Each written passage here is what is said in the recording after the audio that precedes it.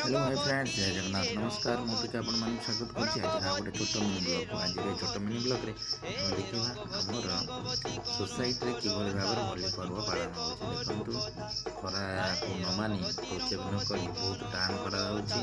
ता भीतर समस्त माँ माने लेडीज माने हमर महिला माने ता सहित हमर छोट छोट छुआ ता सहित झियो माने मध्य तो समस्त देखंतु आसी रंगवती गीतर ताले ताले झुमुचंती ଏବଂ ହୋଲି ଅତି ସୁନ୍ଦର ଭାବରେ ଆନନ୍ଦର ସହିତ ଉତ୍ସୁକତାର ସହିତ ସମସ୍ତେ ଏକାଠି ହୋଇ ଜାତି ଧର୍ମ ବର୍ଣ୍ଣ ନିର୍ବିଶେଷରେ ସମସ୍ତେ ସମାନ ହୋଇ ଆମ ସୋସାଇଟିରେ ସମସ୍ତେ ଆଜି ଗ୍ରାଉଣ୍ଡରେ ଏକାଠି ହୋଇଛନ୍ତି ଏବଂ ସମସ୍ତେ ଆନନ୍ଦ ଉଲ୍ଲାସର ସହିତ ତାକୁ ମଜା ନେଉଛନ୍ତି।